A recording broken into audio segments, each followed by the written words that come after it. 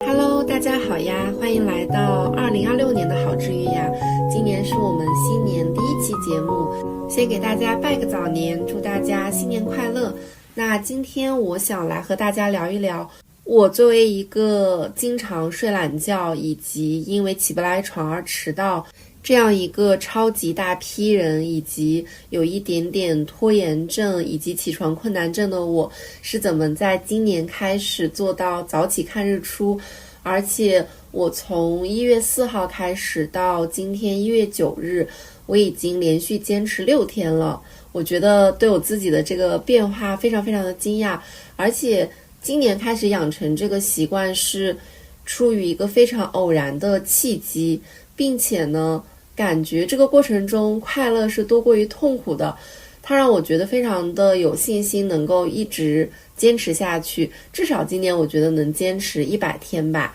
所以呢我今天就想来和大家聊一聊，我是怎么突然很快速的做到一个习惯的转变的。因为今年呢我也是想多培养一些良好的生活习惯以及一些运动习惯，让自己的身心呢都变得更健康。这其实也是我在建立一个自己人生的一个底层的系统，让它能够更加的稳定，更加的持久，这样才能够有更多的精气神，有更多的心力去做一些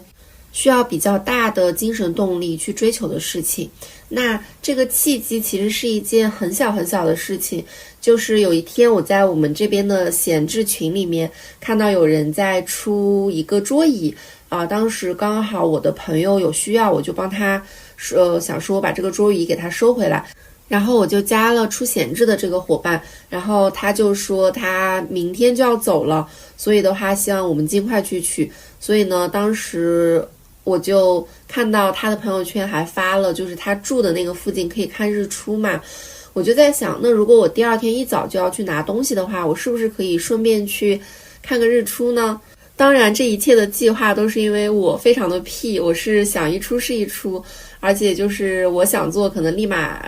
半个小时以内做好了第二天的计划，我会大概在脑海里面过一遍，然后我觉得这个时间啊地点呀这些流程都是可行的，那第二天就开始定闹钟。我那天记得是定了10个闹钟吧，我就生怕自己起不来，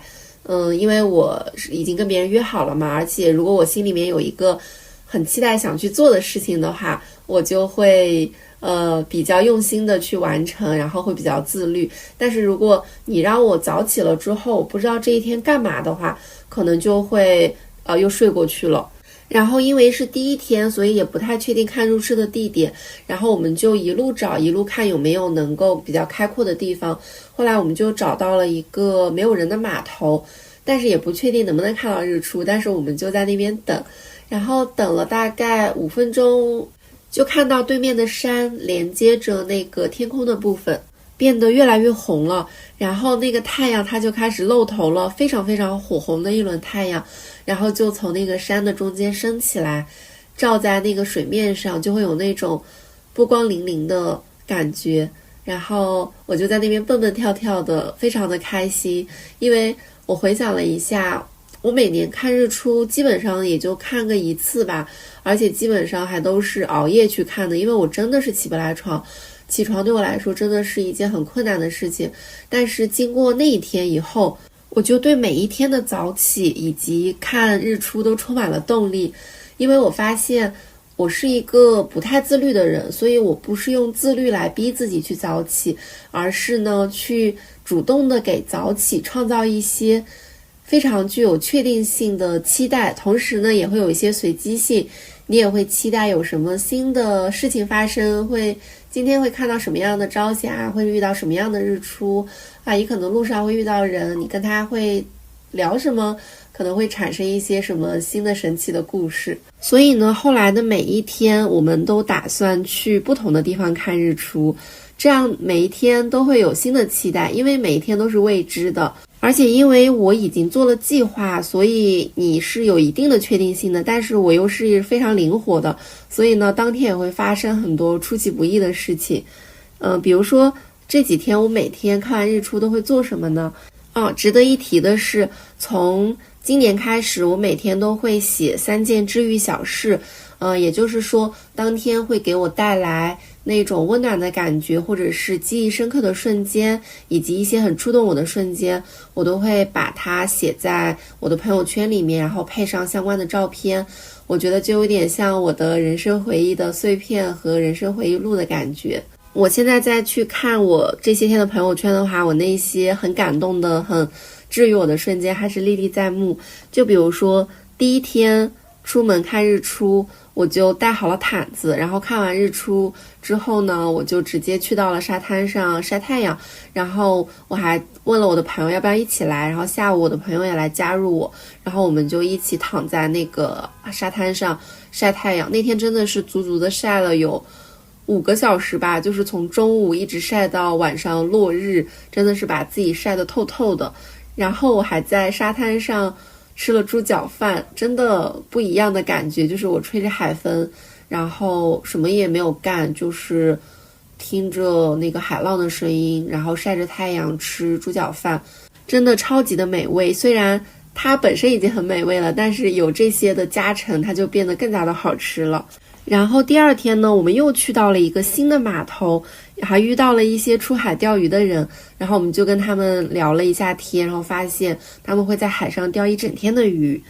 而且结束之后，然后我就想吃早饭吧，然后我就看了一下地图，我发现有一个距离这边很大的一个本地的市场，就是所谓的南方早市吧，就会有一些吃的喝的卖，然后我们就临时决定开车去那边，又逛悠了一上午。而且这个早市是我很久之前就想去的了，结果那天临时起意就去了。我就觉得哇，早起是真的能够做很多的事情，因为你知道一天的时间很长，所以你就不会慌张，然后也不会觉得很焦虑，你就会抱着一种非常从容的心态去感受当下的一切。现在想到以前的我，早上一般都是匆匆忙忙连滚带爬，现在却是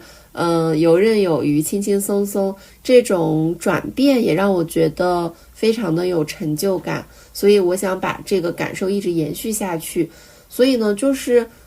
大家如果想养成一个习惯，不论是早起也好，或者是我们在听友群里面有问大家今年想要去实现什么样的新的习惯，有伙伴会说做手账啦，去写日记啦，包括运动啊。我觉得不论是什么习惯，都要让自己去不断感受这个新的习惯带来的快乐还有好处，让这种积极的体验呢超过并且战胜比如像我就是起床时那一瞬间的痛苦和挣扎。我发现真的起床的痛苦就是一瞬间，但只要你起来了，你就会发现哇，原来早起的世界是多么的美好。我就会觉得我以前早上的时间也不能说是错过了吧，但是正是因为有了这种对比的话，我会更加珍惜现在这种早上的时间。我觉得确实跟傍晚是完全不一样的感觉，会给人一种更加充满希望的感觉，所以呢整个人的情绪也都变得很积极向上。而且我最近有听到一个理论，就是人的脑中是有2个系统嘛，一个是第一系统，一个是第二系统。应该是说第一系统呢，它就是一些理智啊，一些包括决策处理信息的部分。那第二系统呢，就是去感受啊，包括你去大自然里面，然后晒太阳啊，运动啊，锻炼身体。那专家是建议说起床的时候尽量是让自己的第二系统先启动，先不要启动第一系统。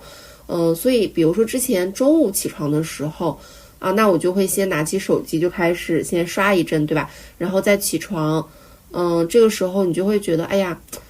有点拖延，然后脑海中感觉闷闷的乱乱的，因为你其实睡回笼觉的时候也没有代表你自己睡得多好，只是你觉得自己睡得比较久而已。但现在这几天早起，但是我晚上睡觉的时间还是没有特别提前，但比之前已经早了很多了。虽然我晚上只睡了5-6个小时，然后我现在中午回来会睡1个小时的午觉，但是我觉得这一整天都非常的清醒。而且因为早上起来就已经做了很多事情，你就会觉得这一天已经过得非常的充实了，所以你也不会有太多焦虑的情绪出现。所以当你下午想要去做一些事情的时候，它其实是一个更好层面的叠加，而不是一个很困难的开始，这会是一个不一样的感觉。另外呢，我觉得在培养我早起的习惯的时候，我是在第3天的时候就有意识的把它和我喜欢的事情叠加在一起。比如说第1天看日出的时候，我是没有带我的画笔和画纸的，我当时只是说单纯的看个日出，然后也没有想说这个习惯会延续。但是当第2天我觉得我可以一直这么做的时候，我就带上了我的画笔和画纸，然后我就边看日出会边画画。然后我在第3天的时候叠加的一个很喜欢的事情，就是到处去探索不同的地方。就是你在一个新的地点看完日出之后，你就可以在附近走一走，溜达溜达。这个是我很喜欢的一种去探索世界的方式，很自由，而且会遇到很多很奇妙的不管是人也好，或者是小动物也好，或者是一些风景也好，都会让我觉得非常的有趣。比如这段时间我就溜达了很多附近的村庄啊，而且还去爬了山。去年1整年我一直想说要去爬一下那种就是绿水青山，不是那种人工修建好的带阶梯的山，但实际上只爬了2-3回吧。但是我今年到现在为止已经爬了2回这种山了，而且都是那种没有什么规划，我可能看到一个地方好像能上山，然后我们就上去探索了，然后发现真的能上去，这种感觉就蛮奇妙的。而且路上真的会遇到很多有趣的小动物，猫猫狗狗什么的，而且我发现就是他们都会跟我很亲近，然后我就会跟他们去玩耍。因为我现在家里面是没有养小动物的嘛，所以我看到外面的小动物我都特别喜欢和他们去玩一玩。不知道大家能不能听出来，我现在稍微有点鼻音，可能是我昨天晚上去遇到了好几只猫，然后我跟他们玩了蛮久的，然后我现在可能是稍稍有点过敏了，因为我感觉我这2年的免疫力有点低下，我之前应该是对猫猫不过敏的，所以说大家一定要好好锻炼身体。我也希望我能够锻炼好我的身体之后，可以减轻我的过敏症状，这样我就能更好的跟小动物一起去玩耍了。所以呢，在第4天的时候，我又叠加了一个新的习惯，这个也是大家养成新习惯的一个很好的方法，就叫做习惯叠加法。就是当你已经养成了一个习惯之后，你就可以在上面再叠加一个新的习惯，然后把它们去连贯起来，这样就能形成一套怎么说，就是避免你去拖延，或者是能够让你的这个行动的通路最短的这样一条路线。就比如说我现在的运动是比较轻量的嘛，就比如说我会做8段锦，然后会去拍8虚，就很像老年人对不对？但是就是我觉得做起来还蛮轻松，而且早上做这种拉伸还蛮舒服的。所以呢，我就直接把这个8段锦的时间给它放到了边看日出边做。所以呢，我现在已经连续几天都实行了一下看日出，然后做8段锦，拍8虚，散步，画画，然后吃早饭，然后溜达，吃午饭，然后回来睡觉，然后下午去做一些事情，然后如果当天不太累的话，就骑车出去看看日落，如果比较累的话，就可以在家里面晒晒太阳，画画画，然后搞一些创作之类的，工作一下。现在晚上呢，因为我知道我第2天要看日出嘛，我希望我早上的精力能够更加的饱满一点，所以我就会让自己尽量的去早睡，然后把事情能够提前的做完。事实证明，每天都比前一天早睡一点点。然后我朋友开玩笑说，因为现在的日出应该到了夏天是不是会越来越早啊，还是会越来越晚？我有点搞不清楚了，反正就是他说你要是这样坚持的话，你就能加入4点半起床俱乐部了。我今天看到一句非常喜欢的话，他写的是，我们去那里一无所求，却发现一切都在那儿等候。我觉得我看日出就是这个样子的，就是我把一切都交给当天的心情和当天的遇到的人和事，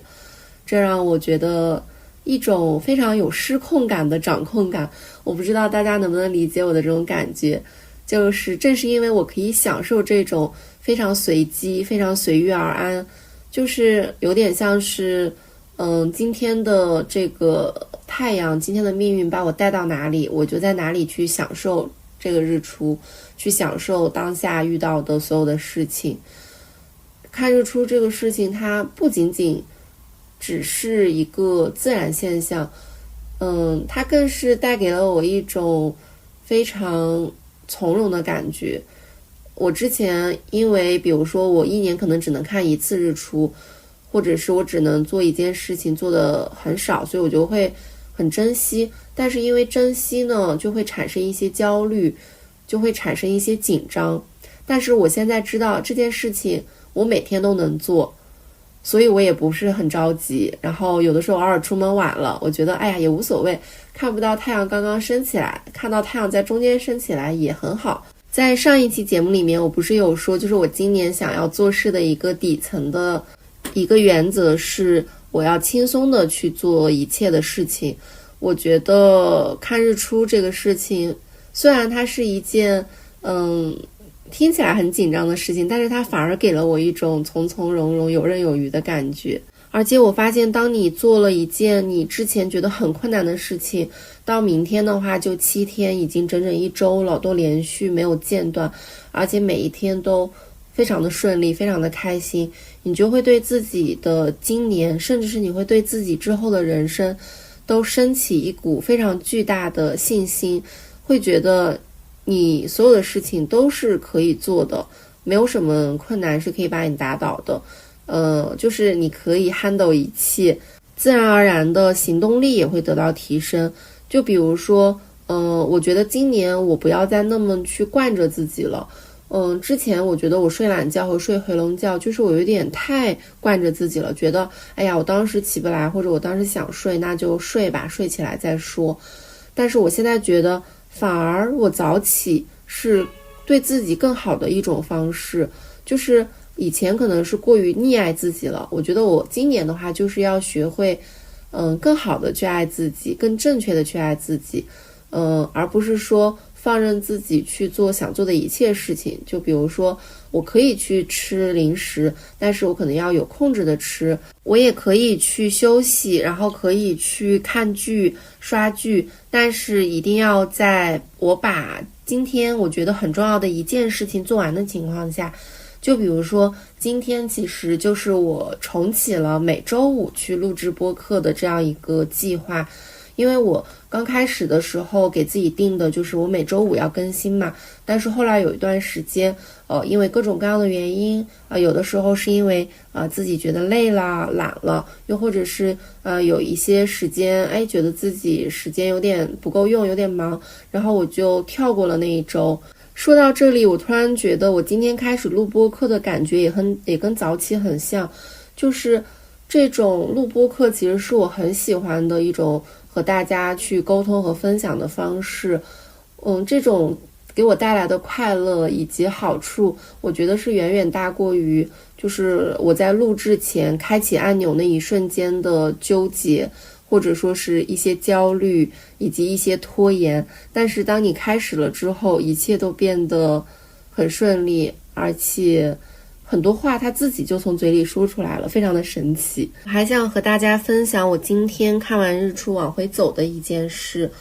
就是今天看完日出，我本来是想要走那个小区的里面，可以晒到太阳，但是当时我的同伴说就走大路吧，反正走什么地方只要我们有发现美的眼睛，只要我们的心情好，就是走什么路都无所谓。然后我就跟着他走啊走啊走，虽然当时已经有点累了，因为今天早上看到有一个大叔他在打那种单人的网球，然后我就说能不能玩一下，然后那个大叔就让我试了一下，然后我今天还穿着拖鞋，然后我就在那边打了好几个来回，所以有点累，当时就拖着步伐，还买了一点菜，就在那个马路上走。然后走着走着，我的同伴就说你看这里，当时地上有一个垃圾，我还说为什么让我看这个东西，然后他又指了指旁边，我才看到在地上躺着一只小小的蝴蝶。我当时一瞬间就觉得哇，刚刚说过的话就应验了，可能今天我们选择走这条路就是为了遇见这只蝴蝶。所以当时我就小心翼翼地把它捧了起来，包在纸巾里面，然后在路边找了一个可以晒太阳的地方。刚好我们在路边之前闲逛的时候，然后有摘了一枝花，就觉得哇，一切都非常的巧合。然后我就把这枝花也拿出来，然后把蝴蝶也拿出来，然后我就画了一幅画，就是这只蝴蝶落在这个花上的样子。画完之后呢，我就想说我拍个照片纪念一下吧，我就把这只蝴蝶放在花上。我拍照的那一瞬间来了一阵风，然后这只蝴蝶它就立起来了，就那个翅膀因为有风它还扇动了几下，它就像是有了生命一样。我当时那一瞬间真的觉得非常的不可思议，也非常的感动。回来之后呢，我就看到了艾略特的这首诗，非常非常的应景。那仅仅活了一天的蝴蝶，一样也把永恒经历。所以我觉得我们在人生中可以学习的时刻真的很多很多，不仅看书是学习，听播客是学习，其实我们生活中很多瞬间你都会突然领悟到一些东西。所以说探索自己不只是要向内去自我对话，也要向外去碰撞，向外去链接。另外还有一个养成新习惯我觉得还蛮好的点，就是可以找一个志同道合的伙伴一起互相鼓励，互相陪伴。这样的话，你们在这个过程中有一些痛苦的事情，因为你们的一些调侃啊，因为你们一些开玩笑啊，就会也变得好玩起来，而且也会蛮增进你或者是朋友呀，或者是恋人之间的感情。我今年因为开始看日出，我从早上开始就常常的感觉到，哇，为什么今年可以这么的幸福？为什么今天可以这么的幸福？然后我就突然想到，我爸爸在新年给我发了一个红包，然后他给我的祝语是愿新年13餐过四季，有良辰无闲愁，祝福2026平安喜乐，开心每一天。所以呢，我也把这个祝福送给大家。最后呢，我想分享给大家一段我很喜欢的话：玩这个游戏，不要期待一切都围绕你，寻找挑战，但不要追求某种特定的结果，绕开那些深藏不露的动机，不要有任何保留，要温柔而强大，参与其中，让胜负见鬼去吧。不要过度分析，不要算计，但是保持敏锐，对那些预兆的敏锐，保持脆弱，袒露你的目光，邀请其他人看向深处，要确保还有足够空间，试着认出每个人的形象。如果你不为一个决定而激动，不要去做，让你自己能够失败。最重要的是，给自己一些时间，长长的漫步，永远不要忽视一棵树或一片水会告诉你的事。在你感到被吸引的地方转弯，允许自己晒太阳，不要在意你的亲戚，给陌生人帮助，低下身子来打量琐事，潜入无人之地，不要倾心于命运的戏剧性，笑着把冲突变成碎片，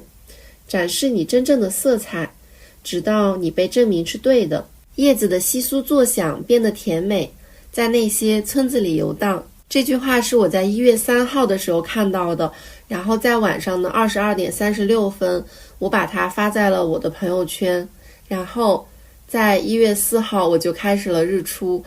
这段文字里面说的这一切，我在这一周里面都完完全全的感受到了。最后送给大家电影《完美的日子》里面的主题曲，叫做 Perfect Day 完美的一天。那我们就来听歌吧。祝你早安、午安、晚安，我们下期节目再见啦！只要你愿意听，我便愿意和你分享。